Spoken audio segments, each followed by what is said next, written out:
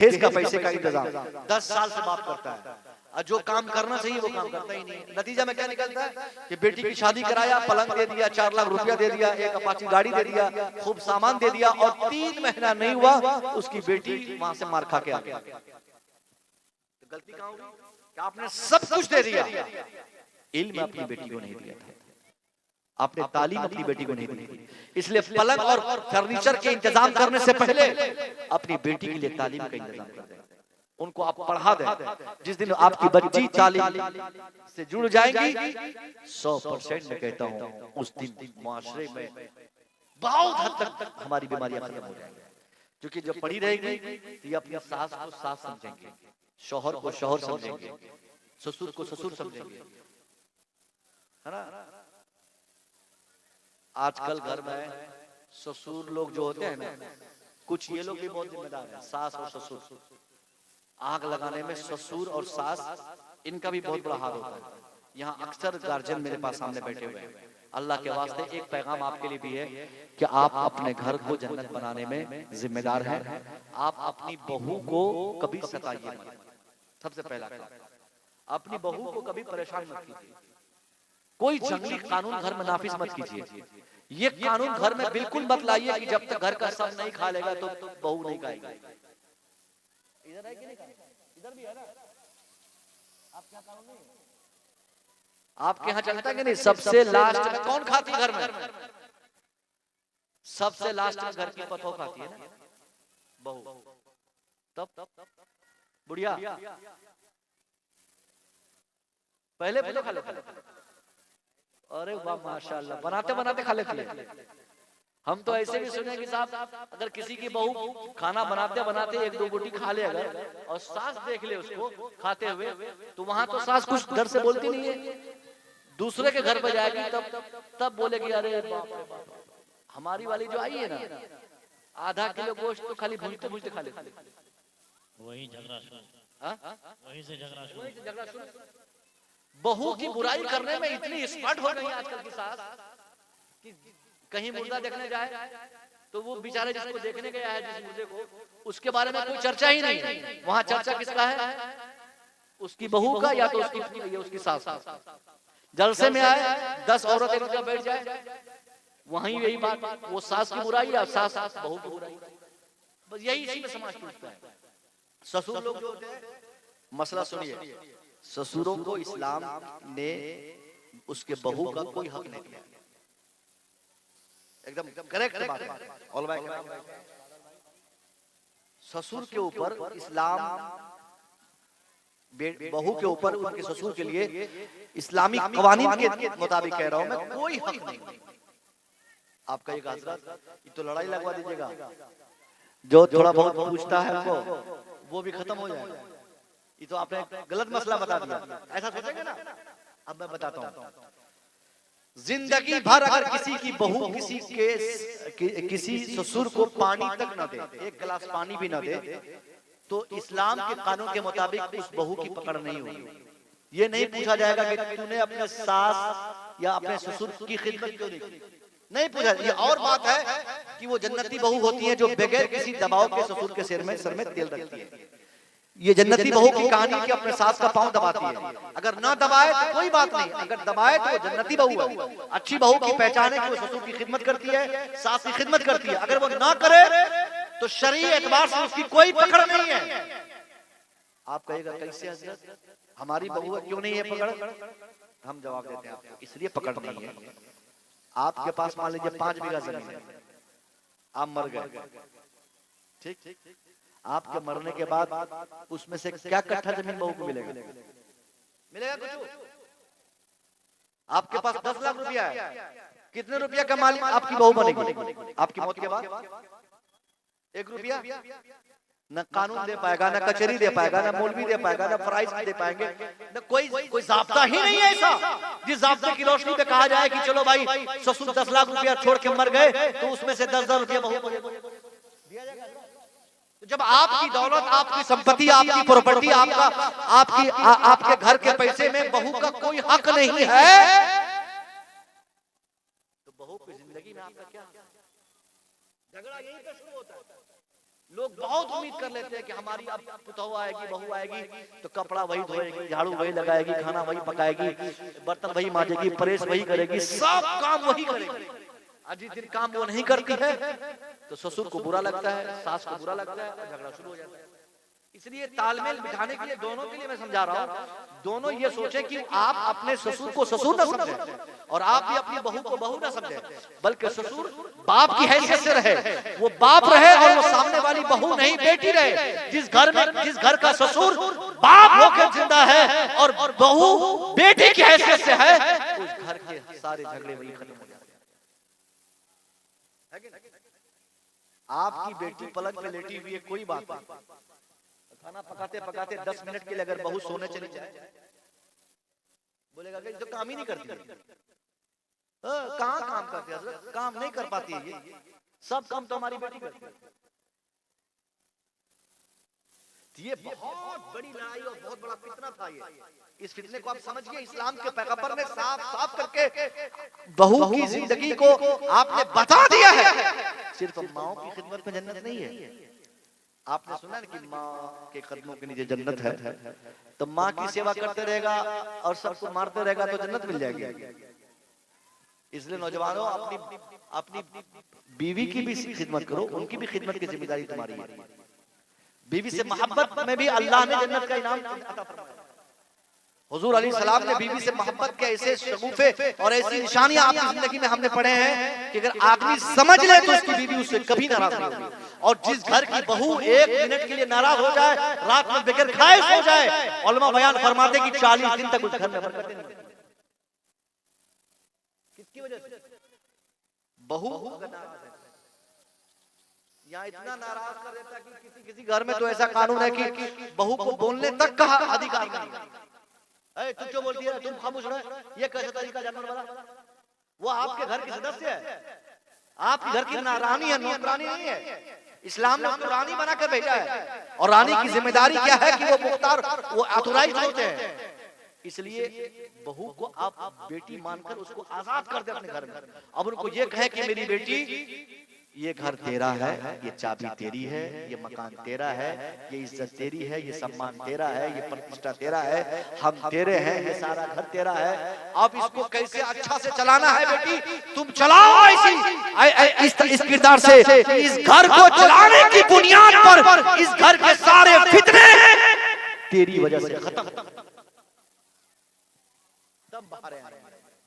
और प्रेशर डाल दीजिएगा कि नहीं, सबसे पहले हम खाएंगे, तेरा देवर खाएगा, तेरी और सब लोग खाएंगे, लास्ट में हड्डी बचेगी जब, तब तुम खाना। तब तो झगड़ा तो होगा ही। वो तो साथ सामान लेके आई है, वो तो फ्री में आई नहीं है, उसके बाप ने जमीन बेच के शादी दिलाई है, उसने बाइक लाया, उसने पैसे दिए आपको उसके बाप ने। तो जो लड़कियां आज, उसको तो हक है ना, 5 लाख रुपया लेकर आई है तो वो तो जमाएगी। एक गाड़ी लेके आएगी तो वो तो नौकरानी नहीं है ना, वो तो मालिका हो गई ना। शर्म नहीं आती आपको ये कहते हुए कि तुमने क्या सोच के किया? अरे उसका बाप ने आपने खरीद लिया। अगर आप अच्छे होते तो आप पहले ही बोल देते कि हमको दहेज नहीं चाहिए। आप अच्छे होते तो आप पहले ही डिक्लेयर कर देते कि हमको सामान नहीं चाहिए। आज तक यही देखा गया कि जो लोग शादी ब्याह में सिर्फ लड़की तलाश करते हैं, सामान नहीं देखते हैं, अक्सर उनके घर में लड़कियां अच्छी ही मिलती। सामान देखा जाता है। ये हमारे शहादत भाई, आप लोग दुआ करें, इनकी शादी अभी हुई नहीं मतलब इन्होंने किया नहीं है, मतलब शादी करने की तो सारी क्वालिटी इसमें है। शादी नहीं हुई है का मतलब क्या होता है कि कोशिश बहुत किया लेकिन, बोलो ना भाई, नहीं हुआ। कोशिश किया लेकिन इन्होंने कोशिश ही नहीं की। अब दुआ करें कि जल्दी इनकी शादी हो जाए। अब कुछ लोग कहेंगे कि हजरत दाढ़ी हो गई फिर भी शादी नहीं हुई, कहेंगे दाढ़ी का शादी से क्या ताल्लुक है? एक जगह मुझे भी कह रहा था, बहुत पहले की बात है, कि हजरत आप शादी में दाढ़ी सिलाए थे? हमें क्यों? बोला दूल्हा ऐसे बन गए थे दाढ़ी रख के। हमने कहा बेवकूफ, कहेंगे असल दूल्हा तो दाढ़ी वाला ही होता जी। आप लोग शादी में एक बार जुब्बा पहनते हैं, एक बार पगड़ी पहनते हैं, जिंदगी में एक बार ना, एक बार माला चढ़ता है, एक बार पगड़ी पहनते हैं, एक बार जुब्बा पहनने की तौफीक होती है। मगर ये हमारे उलमा, हम दाढ़ी वाले पूरी जिंदगी जुब्बा पहनते हैं। पूरी जिंदगी दाढ़ी रखे हैं, पूरी जिंदगी पगड़ी पहने हुए हैं, तो असली दूल्हा तो यही लोग होते हैं। इसलिए इनकी शादी के लिए आप दुआ करें, अल्लाह इनको एक खूबसूरत बेहतर सीरत मोहतरमा अल्लाह ने अता फरमाए। अरे सुभान अल्लाह तो बोल सकते हैं।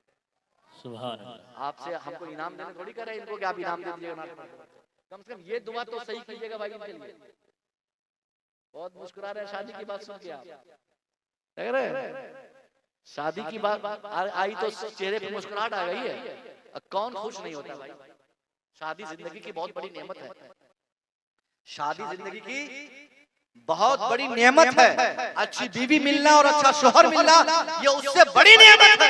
इसलिए जब भी आपके घर में बेटियों का सिलेक्शन हो, बेटियों का ये बहू का इंतखाब हो, तो आपके लिए भी जरूरत की चीज यही है कि आप कभी साजो सामान, पैसा, गाड़ी, दौलत ना देखें, आप बहू तलाश करें कि आपको बहू कहाँ पे चाहिए। नारे तकबीर, नारे तकबीर, नारे रिसालत, नारे रिसालत, मसलक आला हजरत, नारे तकबीर, नारे रिसालत। माशाअल्लाह, ये बंगला वक्त आ गया। जी जी।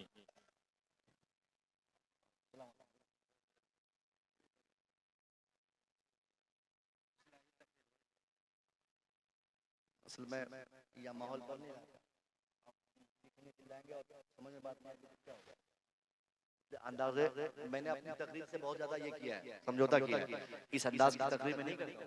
एक सांस में बोलता हूँ तो 10 मिनट के बाद ही खामोश रहता हूँ, मगर अगर ऐसा बोलता तो माहौल तो पहले से खराब था और खराब होता। बात दो चार पते की बोलता हूँ तो बात खत्म। शादी की बात आई, हम लोग क्या करते हैं, अगवा को बोल देते हैं कि थोड़ा देखिएगा माल वगैरह।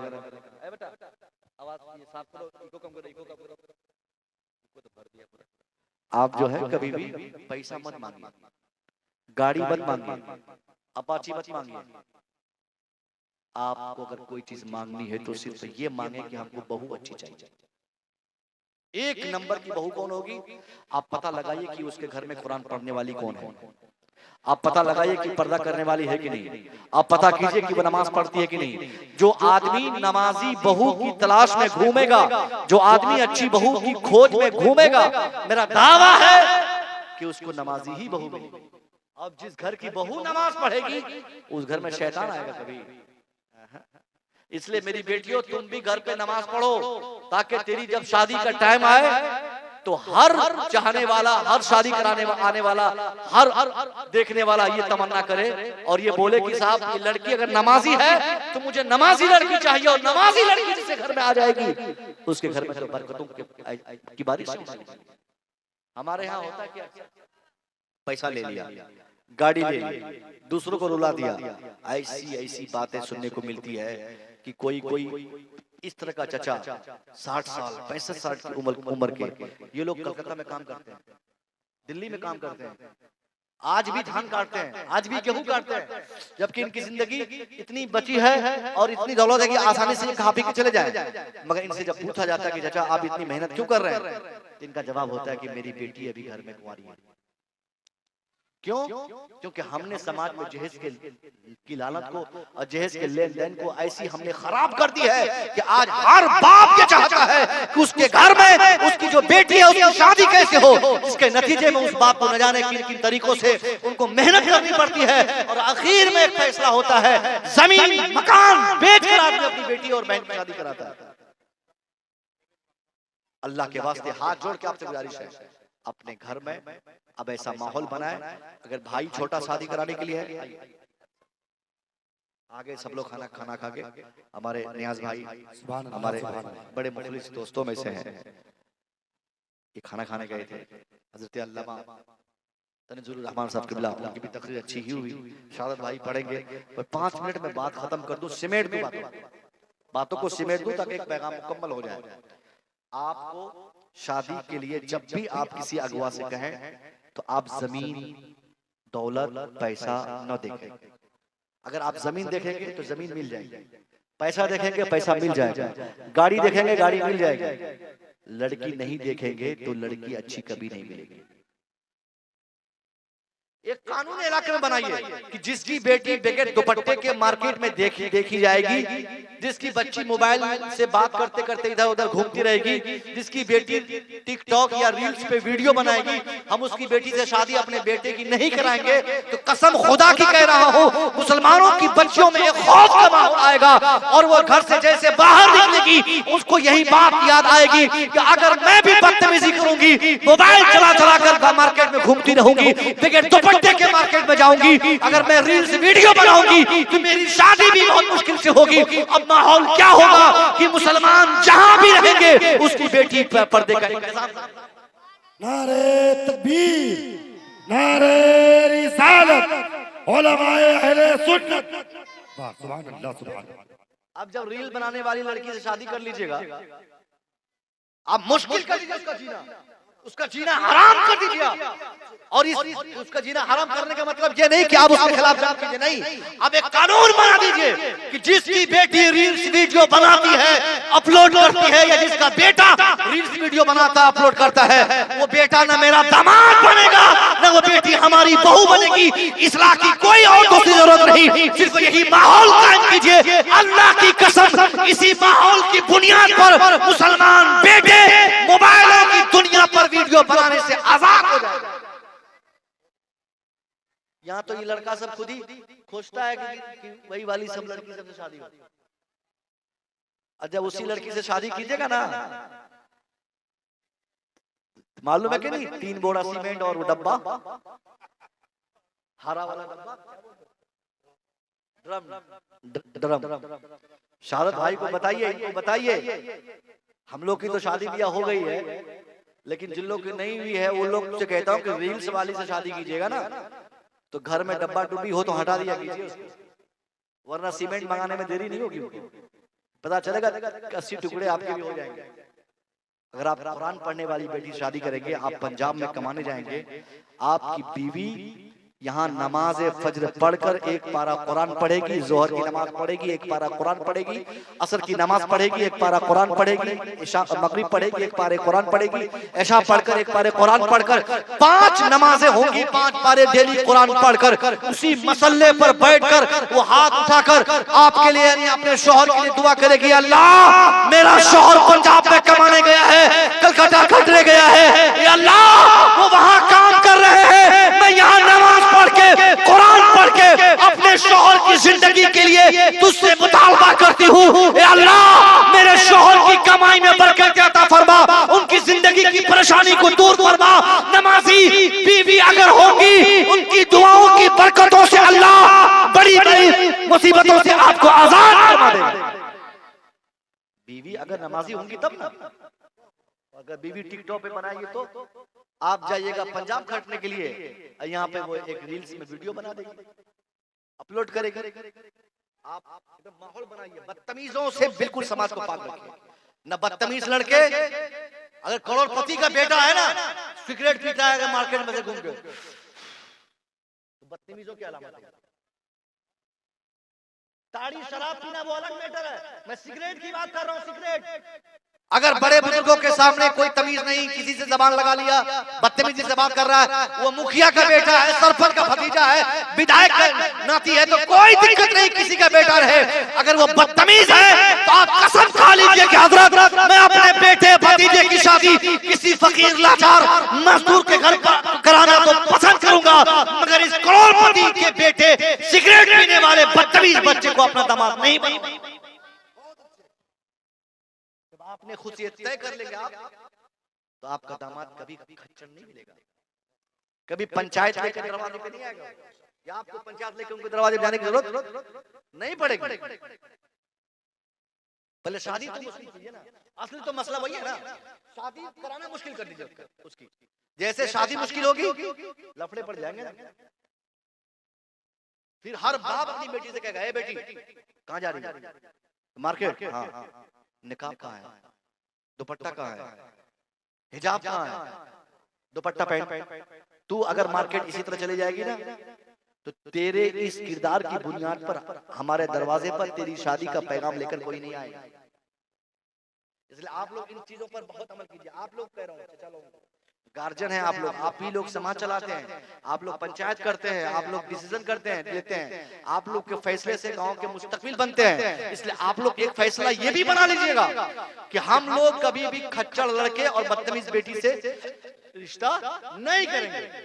ऑटोमेटिकली बच्चे डर जाएंगे, क्योंकि शादी तो सबको करना है भाई, और शादी की परेशानी जब समझ में आएगी ना तो हर आदमी सुधर जाएगा। और जब टिकटॉक और रील्स वाली की शादियां होती रहेंगी तब तो कोई नमाज पढ़ने वाली बेटी को तरजीह नहीं देगा, कोई नमाज पढ़ने वाले लड़के को तरजीह नहीं देगा। एक तो वैसे भी आजकल मौलाना लड़के की शादी जल्दी हो ही नहीं रही। एक बहुत बड़ा फितना आया है, मौलवी साहब कितनों पढ़े लिखे हो, मुफ्ती साहब हो तो और नहीं होती, बोलता कि लड़का मुफ्ती है, मौलाना है, लड़की बोले ना बोले लड़की की माँ बोल देती है, लड़की की माँ बोलती है हाँ सब बात तो ठीक है लेकिन लड़का हमको नहीं पसंद आया। क्यों? क्योंकि उसको बोले ना सुभान अल्लाह, बोलो ईमानदारी से बेटा बात सही है कि नहीं है, बोलो बात सही है कि नहीं है। और 3 महीने के बाद पता चलता है कि वो आदमी जो किसी मौलाना से अब शादी कराने को पसंद नहीं किया था, उसने शादी करा दिया पैसा देकर, एक पियक्कड़ हाथ लग गया उसको, खूब डंडे से उसकी बेटी की मरम्मत करता डेली सुबह शाम। आज तक हिंदुस्तान में दुनिया भर में आप नहीं बता सकते कि कोई आलिम शराब पी के आया हो और अपनी बीवी को मार दिया। सवाल ही नहीं बनता, सवाल ही नहीं पैदा होता है। अल्लाह ने आलिमों को इतनी बरकतें दी हैं कि अगर ये सीवान पढ़ाए, पंजाब पढ़ाए, लुधियाना पढ़ाए, दिल्ली पढ़ाए, जहां मस्जिद में जगह मिल जाए, जहां पढ़ाने जाते हैं, अगर ये 7,000 ही महीना कमाते हैं, उसी पैसे में अपनी बीवी को भी लेकर वहीं सीने से सटा के रखते हैं। बीवी से अलग नहीं रखते। जैसे बेटियों से गुजारिश है कि आप भी तरजीह देना आलिम को। आलिम शौहर मिलने से एक टेंशन तो ये होता है कि आपको कभी पिटाई नहीं, आपकी कभी पिटाई नहीं होगी, बहुत अच्छा, आपका हक कभी नहीं मारा जाएगा, आपको कोई सताने वाला नहीं होगा। अरे भाई आलिम को भी दिल होते हैं, सिर्फ दाढ़ी देखता है, आलिम के दिल का अंदाजा, उसकी गहराई का अंदाजा आपको नहीं है। आलिम के भी दिल दिमाग होते हैं, आलिम भी एक आदमी ही होता है, उनको भी मोहब्बत पता है, उनको भी अखुवत पता है, उनको भी भाईचारा पता है, उनको भी उर्सियत पता है, उनको बीवी के हुकूक पता है, उनको बच्चों के आदाब पता है, उनको समाज में रहने का तरीका पता है। वो सारी क्वालिटी उसमें है। दाढ़ी इसलिए रखी जाती है क्योंकि नबी की सुन्नत है और ये सुन्नत की अदायगी उसने की है, तो ये खुश होना चाहिए कि जो शौहर को यहाँ मिला है वही दाढ़ी वाले शौहर के इंतखाब की बुनियाद पर अल्लाह अपनी जन्नत भी तुम्हें मरने के बाद इनाम फरमाएगा। तो इतनी सारी बातें आप समझ गए। इंशाअल्लाह अजीज मज़ीद गुफ्तगू किसी महफिल में अगर मुलाकात हो जाए तो आगे की बातें होंगी। जहेज आपको नहीं लेना है, आपको नमाजी बेटी तलाश बहू तलाश करना है, बच्चों को पढ़ाने पे तवज्जो देनी है। और शुरू में जो मैं ऐलान किया था कि जलसा कभी भी करना है, हाथ जोड़ के कहता हूँ भैया, हाथ जोड़ता हूँ, आप महंगे खतीब मत बुलाइए, आप 2000 का जलसा कीजिए, हम लोग फ्री में आ जाएंगे, फ्री में आएंगे, फ्री में। माइक पे बोल रहा हूँ, हम लोग पैसे इसलिए लेते हैं क्योंकि आप लोग चंदा करते हैं, हम पैसे नहीं लेंगे तो सब पैसे आप ले लेंगे, तो उसमें हम इसलिए क्या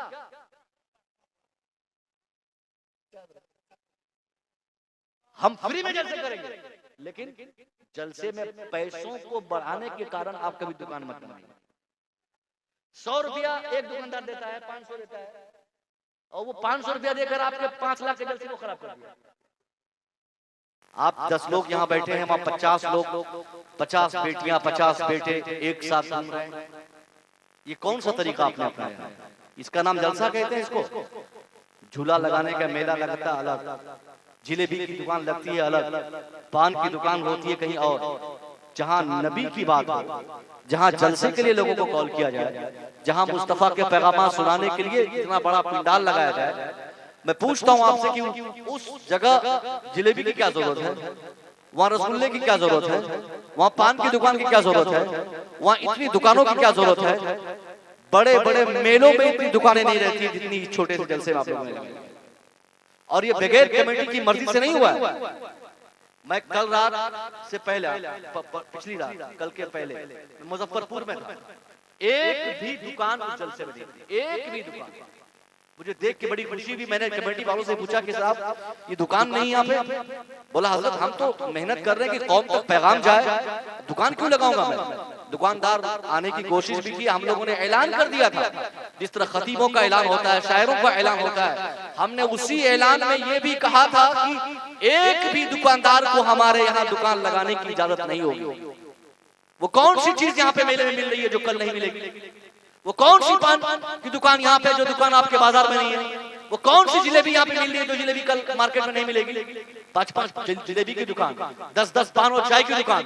साहब यहाँ से अच्छी चाय कल सुबह मार्केट में आपको मिल जाएगी, यहाँ से अच्छा पान कल सुबह मार्केट में आपको मिल जाएगा, यहाँ से अच्छी जिलेबी कल सुबह मार्केट में आपको मिल जाएगी। मगर कल सुबह आपको ये उलमा नहीं मिलेंगे, ये पिंडाल नहीं मिलेगा, ये जलसा नहीं मिलेगा, ये सामियाना नहीं मिलेगा, ये शोरा नहीं मिलेंगे, ये तकरीर नहीं सुनने को मिलेगी, नबी की बात सुनने को नहीं मिलेगी, हया का पैगाम देने वाला कोई नहीं आएगा।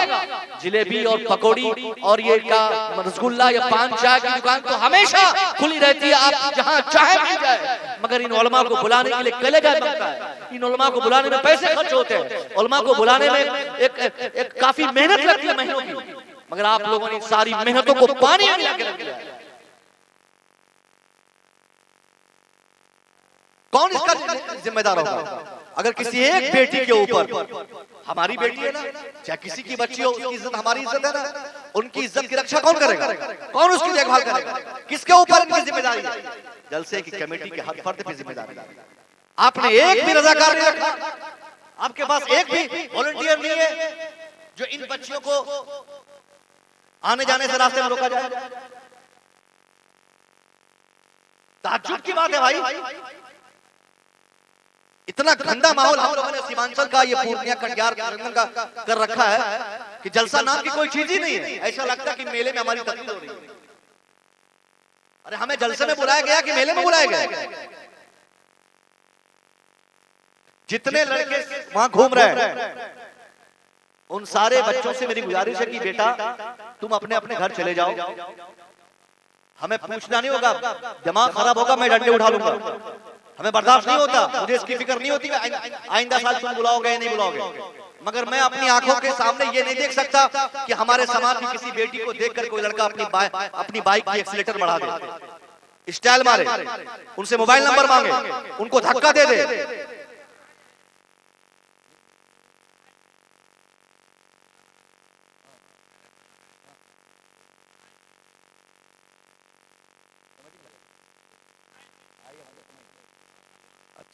ठीक ठीक ठीक। मतलब यह है कि साहब मुस्तफा रहमत की मुस्तफा की महफिल है, यहाँ बच्चियों को पर्दा सिखाया जाता है, बेटों को अदब सिखाया जाता है। ये इतनी सारी कमियां हमारे समाज में है, हमारे बच्चे नमाज से गाफिल, बेहयाई करने में आगे, झूठ बोलने में आगे, गया पीने में आगे, सिगरेट पीने में आगे। इन सारी चीजों की इस्लाह के लिए तो ये महफिल सजाई जाती है ताकि जलसा के बाद कल सुबह से कोई ऐसा ना करे, जलसा के बाद हमारी बेटियां ये समझ ले कि हमें दुपट्टा का इस्तेमाल करना है, जलसे के बाद हमारे बच्चे समझ ले कि साहब हमें किस तरह जिंदगी गुजारनी है। नौजवानों की सुधार के लिए सिर्फ एक ही मौका है।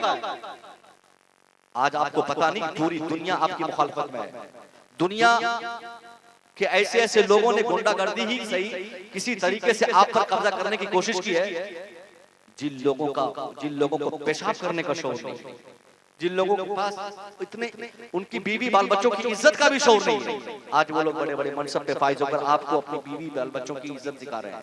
वजह ये है कि आपने खुद पहले इन सारी चीजों को छोड़ा है। नबी की महफिल का, नबी के कानून का, नबी के पैगामात का आपने हमने खुद ही पहले मजाक उड़ाया है। आज हमारी मस्जिदें खाली नजर आ रही हैं, हमारी मस्जिदों को भरने के लिए हमारे बच्चे नहीं है और हम बड़ी बड़ी बातें कर रहे हैं। अफसोस होता है, सुधर जाइए। अगर हम नहीं सुधरेंगे अल्लाह नाराज होगा। ये हुकूमत के पास जो ताकत आई है, रोजाना एक नया कानून, कभी 3 तलाक, कभी क्या बोलते हैं साहब बीवियों की तादाद, कभी बच्चों की तादाद, कभी वक्फ की बात, कभी मस्जिद की बात, कभी कब्रिस्तान की बात। ये सारी ताकतें उनको कैसे मिली है? पहले हम कमजोर हुए, हमने खुद नजरअंदाज किया मुस्तफा के कानून का। अजान देकर नमाज पढ़ने की जिम्मेदारी ये हमारी है। नमाज की इज्जत करने की जिम्मेदारी हमारी है, रोजा रखने की जिम्मेदारी हमारी है, मुस्तफा की महफिल की इज्जत की जिम्मेदारी हमारी है। मगर हम अगर खुद इसकी इज्जत नहीं करेंगे तो कल जालिम आएगा ही सामने। आप अपनी मस्जिदों को सजदों से बचाएं, आप अपने अपने इलाके में इस्लाम का इस तरीके से इस्लाम का आमिल हो जाए, इस्लाम के कानून पर अमल करें कि दुनिया के किसी भी जालिम को ये शौर न हो कि आपके खिलाफ बोल सके। नौजवानों को देखने के बाद आंखें न होने, हमारे बच्चे जिनके पास एक ये बताने वाला कोई नहीं कि उनको कैसे जिंदगी गुजारनी है। 80% नौजवान आज भी मुस्लिम माशरे में ऐसे हैं जिनको इस्लामी मबादियात के ताल्लुक से कोई खबर नहीं, इस्लाम की बुनियादी बातें पता नहीं है। शादी होती है, निकाह पढ़ाते हैं हम लोग, कलमा खुद से पढ़ाना पड़ता है। साहब कलमा तो गैरों को पढ़ाना है ना, हमको कलमा तो काफिरों को पढ़ाना है ना, मुसलमान के बच्चों को कलमा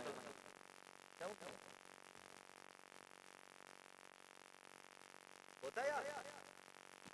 हमें हमारी जिम्मेदारी कलमा पढ़ाने की गैरों की, और यहाँ पता चला कि हमें अपने बच्चों को कलमा पढ़ाना पड़ता है।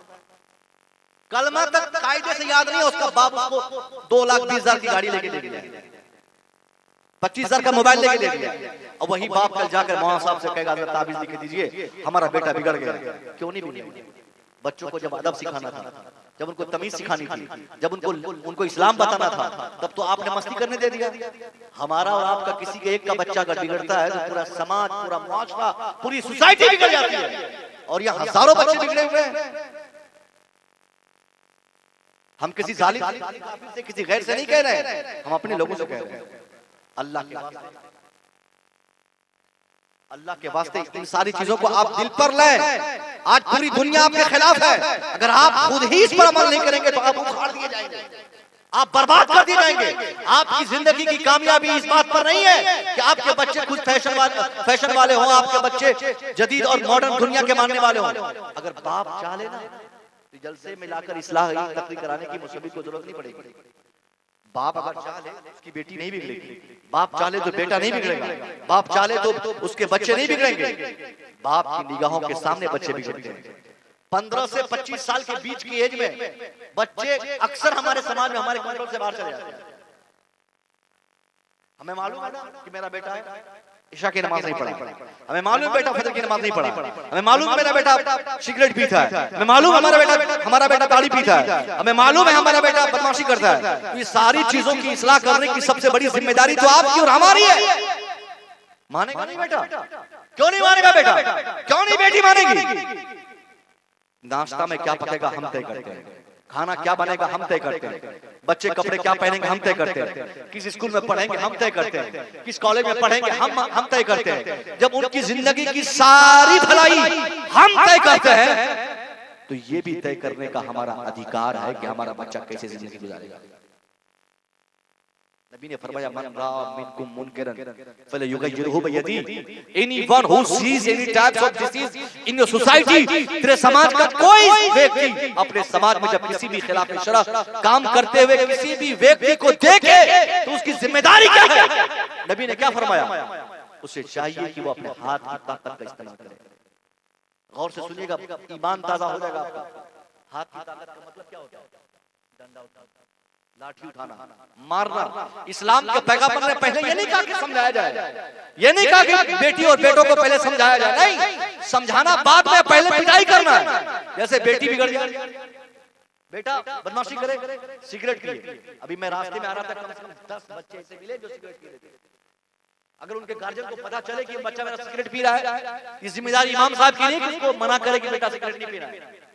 उसके बाप की खुद की जिम्मेदारी है कि जब उन्हें शिकायत मिले कि उसका बेटा सिगरेट का आदी हो गया है तो अपने बेटे को इस्लाम के पैगंबर फरमाते कि पहले हाथ की ताकत का इस्तेमाल करें, यानी पकड़ के कायदे से उसकी धुलाई करें। आप एक दिन पकड़ के खूब पीटिए, दूसरे दिन से सिगरेट पीना तो दूर की बात है, सिगरेट पीने वालों से भी वो नफरत करेगा। सुभान अल्लाह, कहिए ना सुभान अल्लाह। मुझे मालूम है कि हिंदी जबान से ज्यादा आसानी से आप बांग्ला जबान समझते हैं। बात समझ में आ रही है ना? आ रही ना? बेटा आप ही की उम्र के बच्चे, आप ही की उम्र के बच्चे हमारे समाज की जरूरत है। आप हमारे समाज की जरूरत है। आप पर पूरे मुआशरे का मुस्तकबिल है। 25 साल, 22 साल, 30 साल, 35 साल के बच्चे, ये हर समाज के मुस्तकबिल होते हैं। इनकी सारी चीजें हमारे समाज के लिए, ये बिगड़ेंगे ये सुधरेंगे समाज हमारे। तो इनको सुधारने की जिम्मेदारी मस्जिद के इमाम साहब की नहीं है, पीर साहब की नहीं है, खतीब साहब की नहीं है। सबसे बड़ी जिम्मेदारी इनको संभालने की आपकी है। अगर आप बाप है तो आपकी है, दादा है तो आपकी है, नाना है तो आपकी है, चाचा है तो आपकी है। आप सख्ती के साथ इनके साथ निपटिए। इंशाअल्लाह अगर आज आपकी मस्जिद में 10 लोग नमाज़ फजर में नजर आते हैं, तो हर घर के गार्जियन अगर इस चीज का इरादा कर लें कि हमें अपनी मस्जिदों को भरना है और सख्ती के साथ वो अपने बच्चों को सुधारने की कोशिश करें, 10 दिन के अंदर जितनी तादाद आपके यहाँ ईदगाह में नमाज़े ईद में होती है, उतनी ही तादाद नमाज़े फजर और ज़ोहर और मगरिब आपकी मस्जिदों में होगी।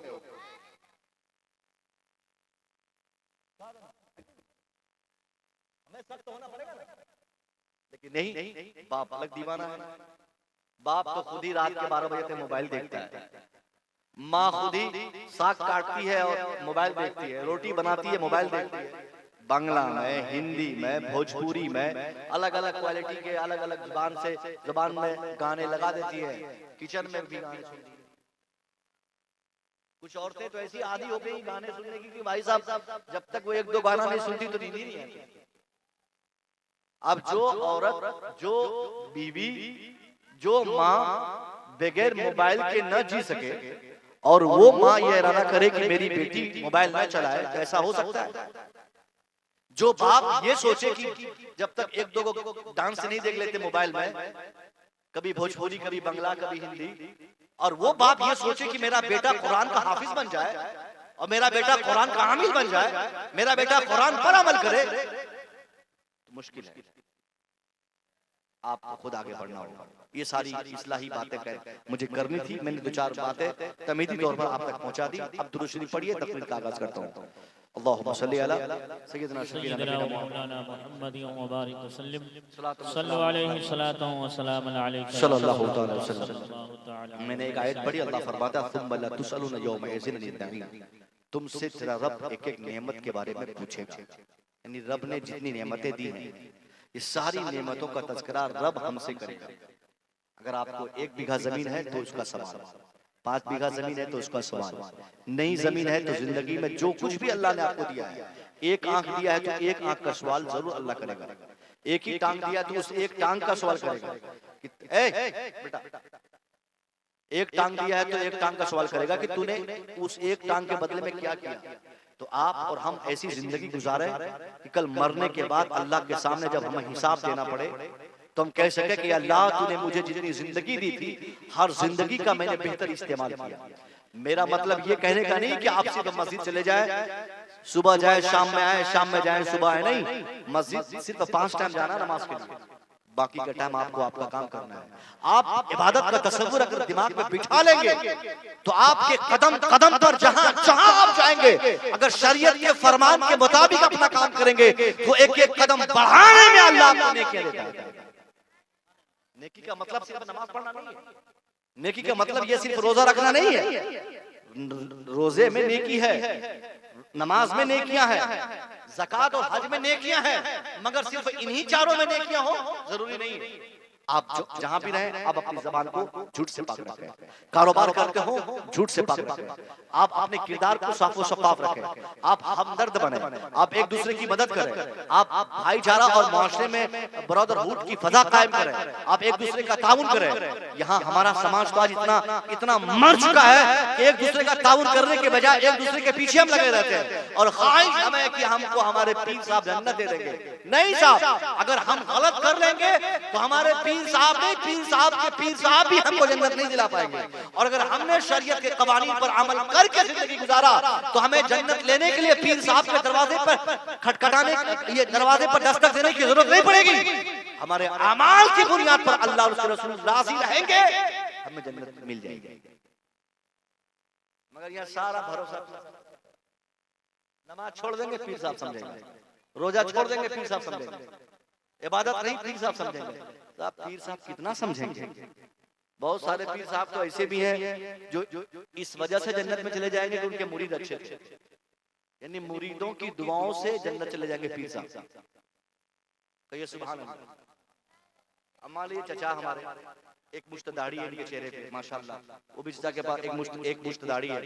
अब ऐसे बुजुर्ग होंगे, अगर अपने पीर के बारे में दुआ करेंगे अल्लाह हमारे पीर को जन्नत अता फरमा दे, तो ऐसे मुरीद की दुआ क्यों नहीं कबूल बोलोगे ना भैया?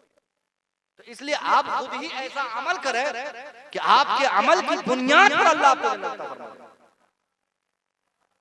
पूरा माशरा चौपट कर दिया, बर्बाद कर दिया हम लोगों ने।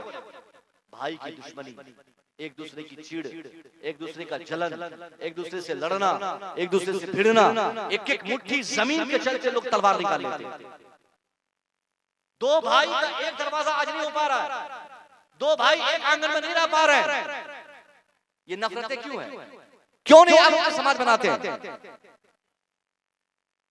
अल्लाह के वास्ते आप भाईचारा को प्रमोट करें, एक दूसरे की मदद करें, एक दूसरे का सहारा बने, और ये सहारा इतना अजीम फायदा आपको पहुंचाएगा कि अल्लाह अगर इस मदद को, इस ताउन को और इस भाईचारगी को अल्लाह पसंद फरमा ले तो आपकी दुनिया भी कामयाब रहेगी, आपकी आखिरत भी कामयाब रहेगी।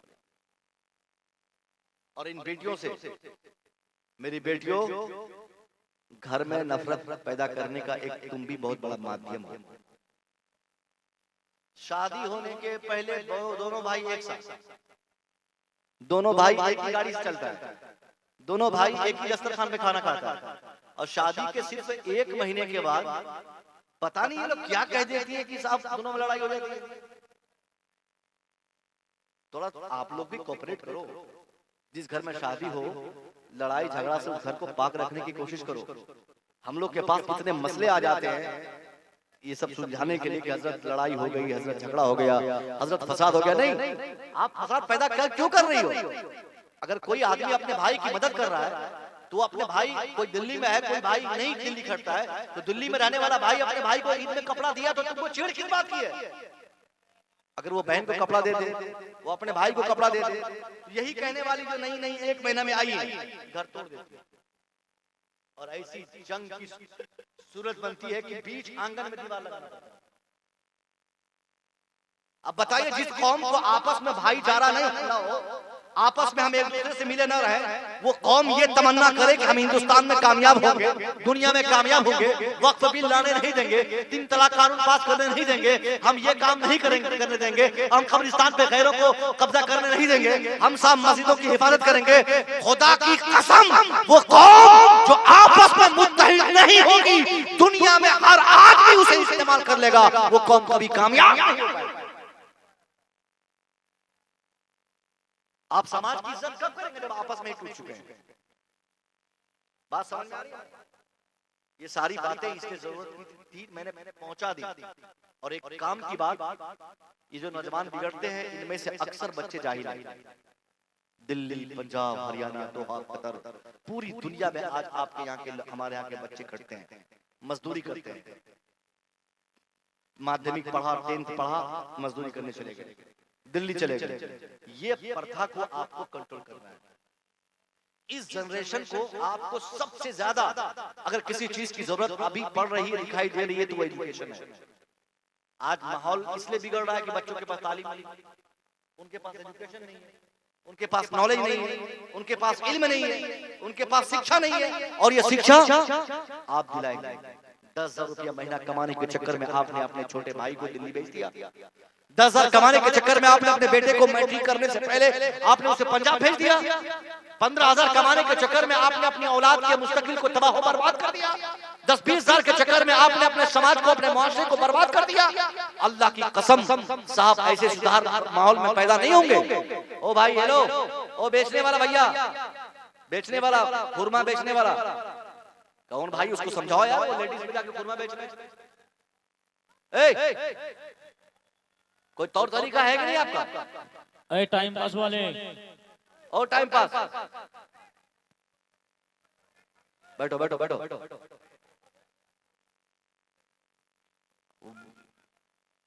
ये माहौल खराब रखकर आप पास चले जाए, लेडीज में न बेचे, पूरा मार्केट बना दिया आप लोग, मेला बना दिया इसको।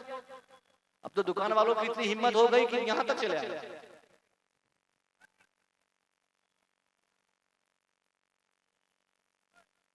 बताइए ये नतीजा। पहले तो दुकानें सड़क पे रहती थी, अब दुकान वालों ने इतनी आजादी समझी कि अब वो लेके ही दुकान जलसे में आ गए। क्या क्या आप लोग सख्ती कीजिए, आप लोग इलाके क्या करेंगे? आप लोग सख्ती करेंगे तभी होगा। चलो ठीक है, ठीक है, ठीक है, हो गया, हो गया, हो गया, समझ गया, वो बेचारा चला जाएगा, लेकिन आइंदा ऐसा नहीं हो।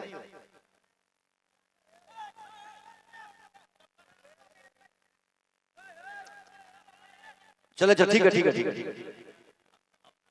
तरीका यही है कि लेडीज हमारी बेटियां हैं, लेडीज में हम लोग चंदा लेने के लिए भी लेडीज को ही भेजते हैं। बच्चियां हमारी है, बेटियां हमारी, उनकी प्रतिष्ठा है, उनका सम्मान है। नबी की महफिल इस्लाम के पैगंबर ने जो निजाम दिया है ना, एक जगह मखलूक तालीम कभी नहीं, यानी एक क्लासरूम में जवान लड़की लड़के एक साथ बैठ के तालीम नहीं पढ़ सकते, तो आप कुरान भी नहीं पढ़ सकते। कुरान की तालीम का भी तरीका है कि कुरान की तालीम भी अगर हम किसी बच्ची को देते हैं तो इस्लाम का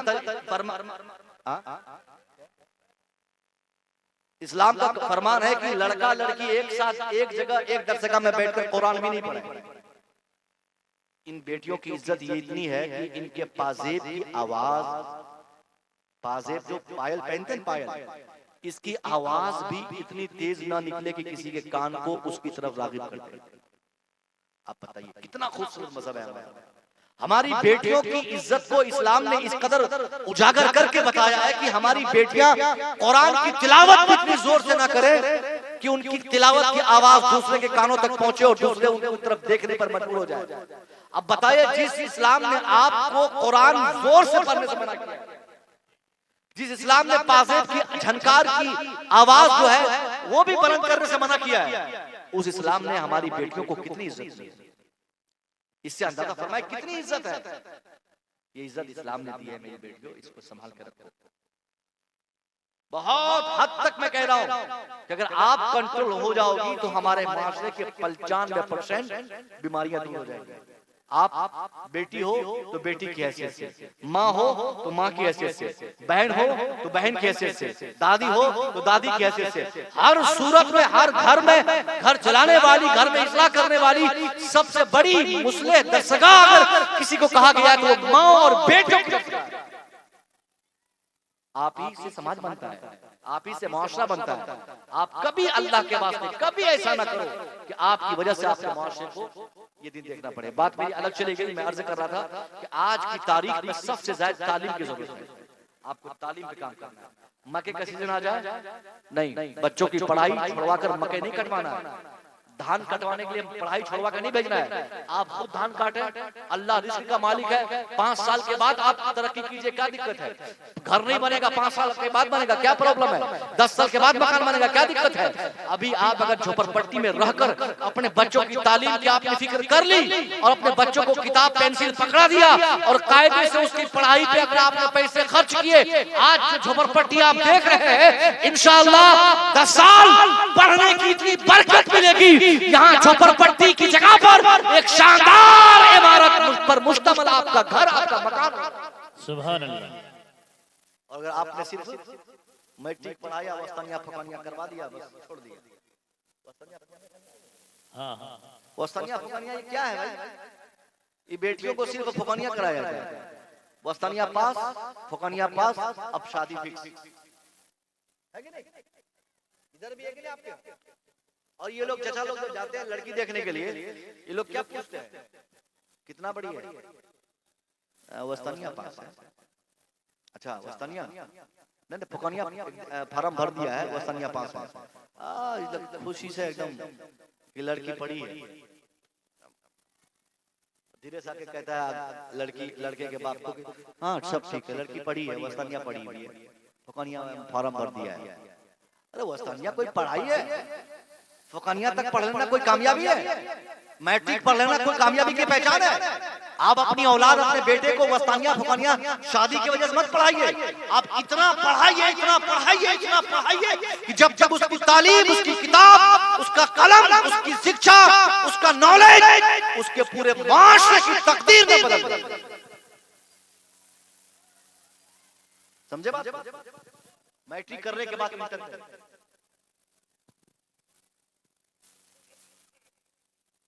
आप लोग दिक्कत न करें, हमारे पास स्पेशल बंगला खतीब है। अब बंगला खतीब वो भी ऐसा वैसा खतीब नहीं, बहुत धांसू खतीब आया बंगला खतीब। वो एक एक बात बंगला में बोल के आपको समझाएंगे। मैं तो इसलिए बता रहा हूँ ताकि चूंकि ये मेरा एक टॉपिक है, इस्लाह मुआशरा पर बात करनी थी, इसलिए मुझे ये हुक्म हुआ है। और वो खूब जम के खिताब करेंगे, जब तक आप सुनेंगे हर तरह से लिझा के आपको सुनाएंगे। मगर मेरी दो चार कीमती बातें आप सुन लें। आप शिक्षा पे काम करें, तालीम पे काम करें, तो आप वादा कीजिए मुझसे कि आप अपने बच्चों को तालीम में लाने की आप कोशिश करेंगे। बोलिए इंशाअल्लाह। अगर किसी के घर बन रहा है ना, बनने दीजिए। यहाँ हमारे यहाँ देहात में क्या होता है, एक आदमी अगर घर बना ले पक्के का, तो बगल वाला जो है देख के उसको परेशानी शुरू हो जाती है। बोलेंगे हजरत क्या करते, घर बना लिया, सब लोग जमीन खरीद रहा है, सब घर बना लिया, सब गाड़ी छकड़ा ले रहा है, अब मेरा बेटा भी पढ़ते रहेगा तो हम कब जिंदगी ये करेंगे? नहीं, कोई बना रहा है उनको बनाने दीजिए, उनको मुबारक हो, बना रहा है।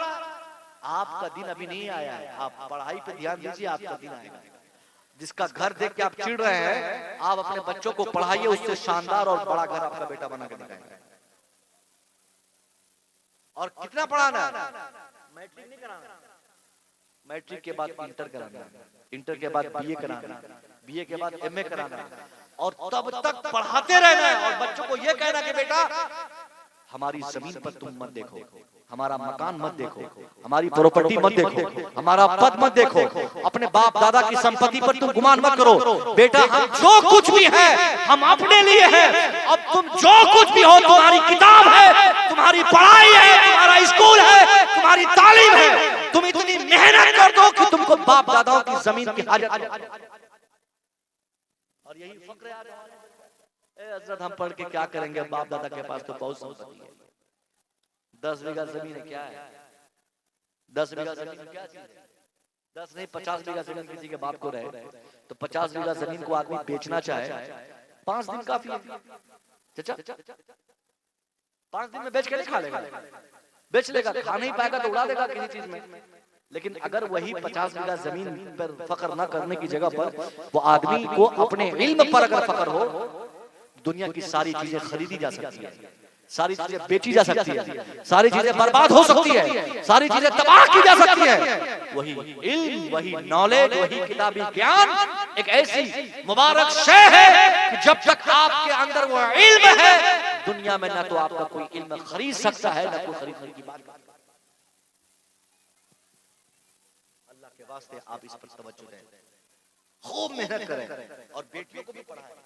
बेटों को हमारे इलाके में अक्सर क्या होता है कि लोग बोलते हैं कि हजरत बेटा को पढ़ा देंगे तो काम करेगा, नौकरी पाल देगा, बेटी को पढ़ा के क्या करेंगे, ये तो चूल्हा फूकेंगे। गलती यही पे आप बेटों से ज्यादा मैं कहता हूँ आज के समाज में बेटियों को पढ़ाने की जरूरत है। 4 बेटा जाहिल रह जाए आपका, दिल्ली पंजाब खट के खा लेगा, घर चल जाएगा, कोई रिक्शा चलाएगा, कोई धान काटेगा, कोई मकई काटेगा, कोई कुदाल चलाएगा, जिंदगी गुजार लेगा। और अगर बेटी जाहिल रह जाए तो आपके घर को तो तबाह करेगी करेगी, जिस घर में शादी होगी उस घर में भी आग लगा देगी। आज जो आग लग रही है घरों में, जितने घरों में आग लगी, जहां भी तलाक की नौबत, खुला की नौबत, झगड़ा, पंचायती केस, फौजदारी, मुकदमा, ये सारी चीजें जहां भी हुई है, उसकी एक बड़ी वजह हुई है कि उस घर की औरतों को जाहिल है। तो आप अपनी बेटी के लिए सबसे बड़ा उपहार, सबसे बड़ा इनाम अपनी बच्चियों को आप पढ़ा दीजिए। दिल्ली में काम करने वाले लोग एलआईसी बेटी के नाम, बेटी पैदा हुई तो एलआईसी में नाम लिखाओ। एलआईसी में क्यों?